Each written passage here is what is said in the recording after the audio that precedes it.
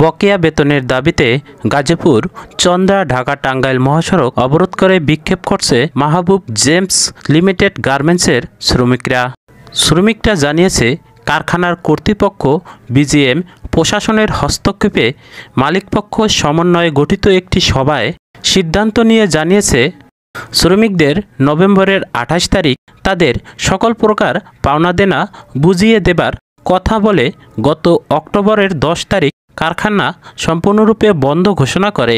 কিন্তু দুঃখের বিষয় ২৮ তারিখ বৃহস্পতিবার কারখানা থেকে বেতন দেওয়ার কোনো আশ্বাস না পেয়ে শ্রমিকরা এক পর্যায়ে নিরুপায় হয়ে ঢাকা টাঙ্গাইল মহাসড়ক অবরোধ করে। আপনাদের কাছে আমার একটি বিশেষ অনুরোধ, আমার এই চ্যানেলটি সম্পূর্ণ নতুন, আর আপনি যদি আমার চ্যানেলে প্রথম দর্শক হয়ে থাকেন তাহলে প্লিজ ভিডিওতে একটি লাইক দিয়ে চ্যানেলটি সাবস্ক্রাইব করে দিন।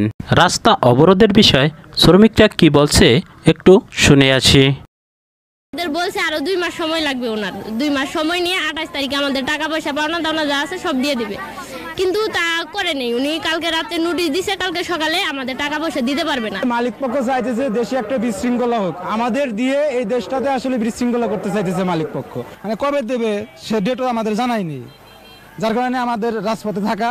একজন শ্রমিক কয় টাকা আর বেতন পায়? এই সামান্য বেতন দিয়ে তার পরিবার চালাতে হয়, আর তাও যদি মালিক না দেয় তাহলে শ্রমিকরা আর কি করবে? এখানে সরকারের কাছে আমার একটি প্রশ্ন, যে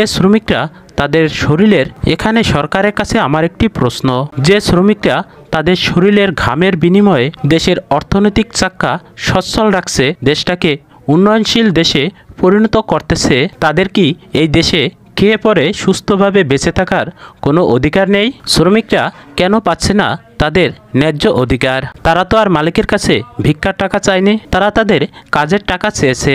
আমার মতে সরকারের শ্রমিকের উপর বিশেষ নজর দেওয়া দরকার। শ্রমিক না থাকলে যেমন শিল্প কারখানা থাকবে না, তেমনি উদ্যোক্তাও আসবে না। শ্রমিকরা জানিয়েছে যতক্ষণ পর্যন্ত তাদের পাওনা টাকা, মানে তাদের রক্ত ঝরানো টাকা মালিকপক্ষ পরিশোধ না করবে ততক্ষণ পর্যন্ত তারা রাস্তা ছাড়বে না। শ্রমিকদের অবরোধের কারণে মহাসড়কে বিশাল যানজটের সৃষ্টি হয়েছে, এতে করে ভোগান্তিতে পড়েছে ওই পথে চলাচলকারী পথযাত্রী এবং গাড়ি চালকরা।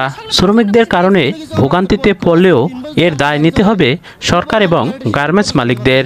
শ্রমিকদের কাজের টাকা বারবার দেওয়ার কথা বলেও তাদের টাকা দিচ্ছে না, তাই শ্রমিকরা রাস্তায় আসতে বাধ্য হচ্ছে।